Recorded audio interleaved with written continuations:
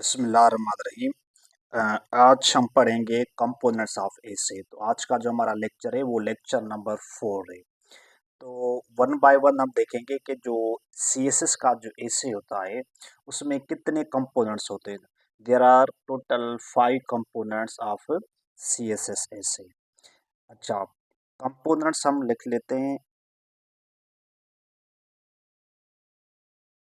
Components, अगर components को हम डिवाइड करें तो हमारे पास है टोटल जो कंपोनेंट्स होते हैं सीएसएस के, वो हमारे पास होते हैं टोटल 5 कंपोनेंट्स होते हैं। सबसे पहले जो हमारे पास आता है वो आता है स्ट्रक्चर ऑफ द एसे। अगर स्ट्रक्चर को अगर आप देखेंगे तो ये स्ट्रक्चर जो होता है ये होता है 15%। फिर आपके पास जो कंटेंट होता है, जो ऐसे में जो कंटेंट जो मटेरियल जो होता है, ठीक है ना, जो नॉलेज होती है जो आप लिखना चाहते हैं वो आपके पास 25% होनी चाहिए। फिर उसके बाद हमारे पास आता है एक्सप्रेशन। एक्सप्रेशन जो होता है सीएसएस ऐसे में वो आपके पास होता है 15% होता है। अच्छा, तो एक्सप्रेशन के बाद जो आपके पास ग्रामर आता है, वी हैव ग्रामर। अच्छा, जो ग्रामर होता है अगर आप देखें तो ग्रामर जो होता है वो सीएसएस ऐसे में वो आपके पास होता है 25%, क्योंकि ग्रामर का सीएसएस पास करने में बड़ा रोल होता है। अगर ग्रामर ही आपका पुअर है और ग्रामर के ऊपर अगर आप की अच्छी कमांड नहीं है तो आप ऐसे पास नहीं कर सकते। उसके बाद फिर आपके पास जो आता है वो होता है आर्ग्यूमेंट। यहाँ पे हम लिख लिख लेते हैं कि वी हैव आर्ग्यूमेंट। ठीक है, तो आर्ग्यूमेंट जो है वो आपके पास 20% होनी चाहिए। So these are the essential components of C S S S है। क्या होना चाहिए आपके पास? स्ट्रक्चर होना चाहिए, आपके पास अच्छा कंटेंट होना चाहिए, आपके पास एक्सप्रेशन अच्छे होने चाहिए, आपके पास जो ग्रामर है वो आपके पास अच्छा होना चाहिए, और आपके पास जो आर्ग्यूमेंट्स है वो आपके पास अच्छे होने चाहिए। So these are the in actually the 5 main components of the essay. अच्छा, से 5 मेन कंपोनेंट्स में जो हमारे पास ये स्ट्रक्चर जो है, इस स्ट्रक्चर को हम डिफाइन करेंगे कि what is a structure. Structure हम किसको कहते हैं और स्ट्रक्चर का जो ऐसे लिखने में क्या रोल होता है। Can structure is essential component of the essay, तो how can we write the structure of the essay। अब हम लिखते हैं कि स्ट्रक्चर जो है ऐसे का वो हम किस तरह से इसको हम बयान कर सकते हैं। पहले तो हम ये देखें कि स्ट्रक्चर जो है वो है क्या। हम स्ट्रक्चर किसको कहते हैं? स्ट्रक्चर को ये कहते हैं कि जब आपके पास सेंटेंसेस हैं, when sentences plus all paragraph, sentences and all paragraphs, ठीक है, आर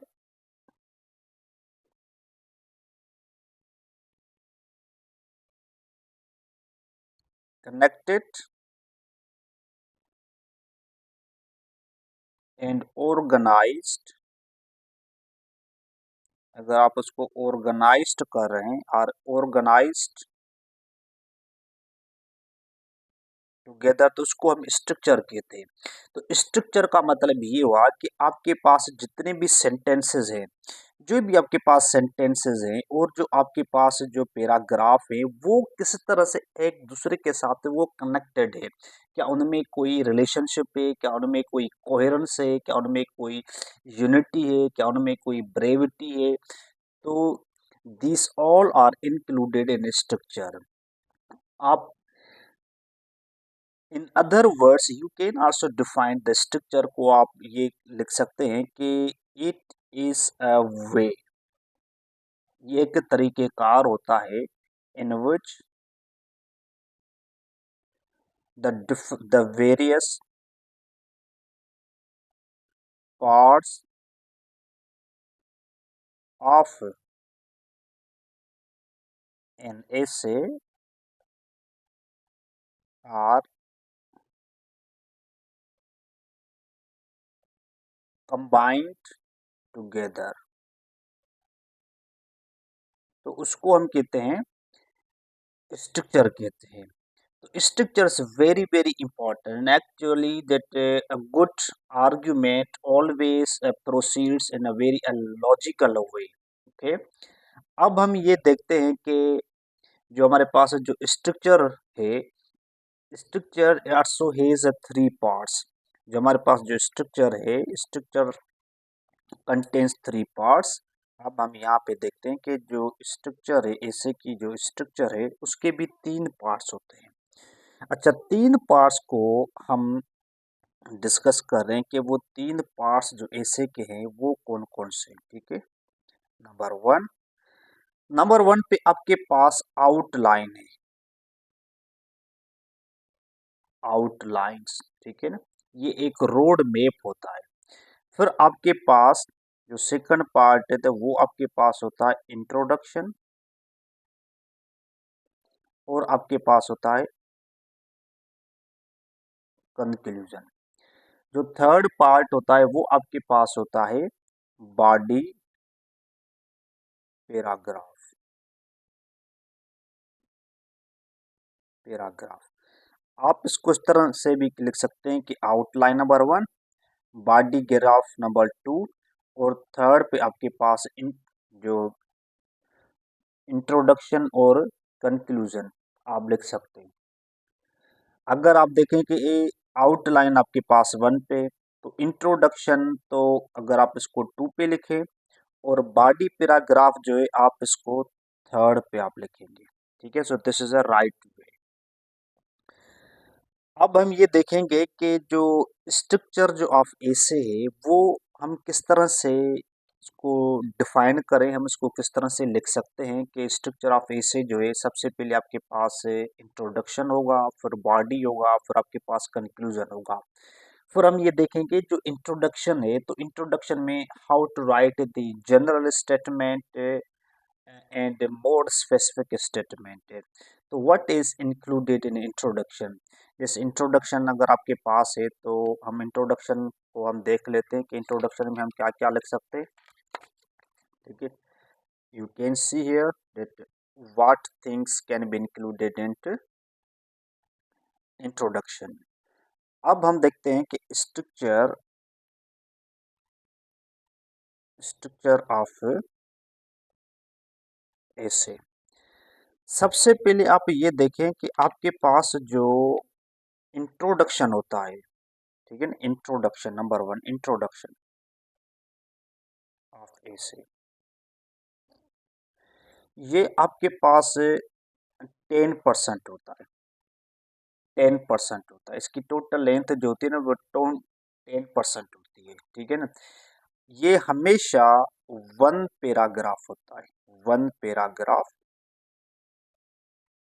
ठीक है ना, ये हमेशा वन पैराग्राफ होता है इंट्रोडक्शन का. अच्छा, इंट्रोडक्शन में फिर आपको जो लिखना पड़ेगा वो ये लिखना पड़ेगा कि जो उसकी जो जर्नल जो स्टेटमेंट होती है आपको वो देनी पड़ेगी. अच्छा, जर्नल स्टेटमेंट में देखें क्या क्या आ जाता है. जनरल स्टेटमेंट में सबसे पहले ये होता है कि इंट्रोड्यूस टॉपिक. जो आपके पास टॉपिक है इंट्रोडक्शन में, उसको आप क्या करेंगे, आप उसको इंट्रोड्यूस करवाएंगे, या आप क्या करेंगे, उसको आप डिफाइन करेंगे. डिफाइन टॉपिक, टॉपिक को आप डिफाइन करेंगे, या आपके पास ये हो सकता है कि आप टॉपिक को या तो डिस्क्राइब करें, डिस्क्राइब द टॉपिक, टॉपिक को आप डिस्क्राइब करो. फिर उसके बाद आपके पास ये होता है कि जो more specific, more specific statement जो है आपको वो देनी पड़ेगी, मोर स्पेसिफिक स्टेटमेंट जो है आपको वो देनी पड़ेगी. So this is introduction. Introduction जो होता है वो 10% या 15% होता है। तो इसमें एक जर्नल स्टेटमेंट होती है। अगर कोई भी टॉपिक है उसके बारे में अगर कोई स्टेटमेंट देना चाहते हैं तो स्टेटमेंट में क्या होता है कि आप टॉपिक को इंट्रोड्यूस करवाएं, या तो टॉपिक को डिफाइन करवाएं, डिस्क्राइब करवाएं टॉपिक को, या मोर स्पेसिफिक जो स्टेटमेंट है आप वो देंगे। ठीक है। उसके बाद फिर आपके पास आता है बॉडी। अच्छा, बॉडी में अगर आप देखें कि body of essay is very very important. अच्छा, बॉडी में क्या होता है कि एक चीज आप समझें, जैसे कि आप ये समझें कि आपके पास यहाँ से लेकर ये देखें, ये एक पैराग्राफ,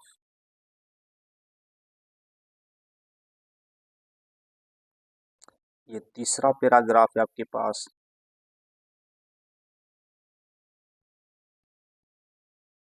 ये फोर्थ पैराग्राफ है,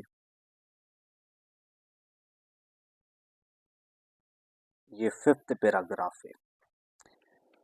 सबसे पहले एक चीज ये याद रखें कि शुरू शुरू में यहाँ पर आप लिखेंगे, यहाँ से जब आप स्टार्ट करेंगे तो इधर आप लिखेंगे टॉपिक सेंटेंस। जो टॉपिक सेंटेंस होता है यहाँ पे आप टॉपिक सेंटेंस लिखेंगे।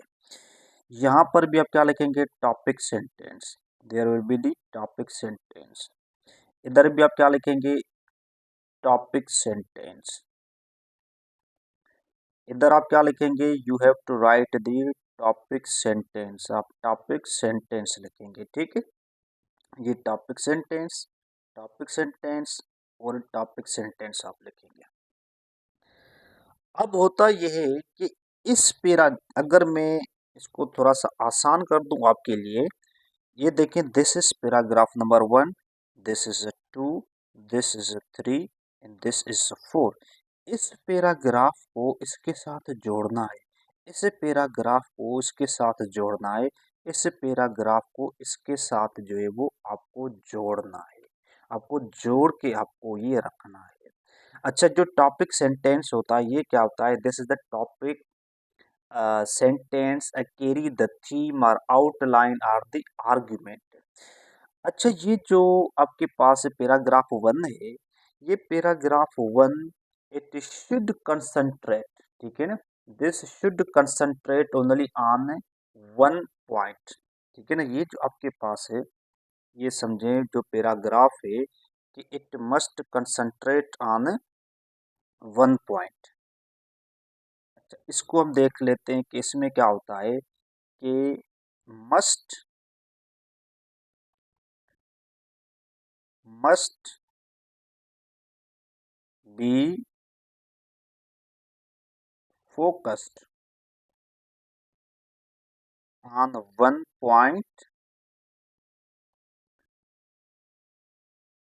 और आर्ग्यूमेंट।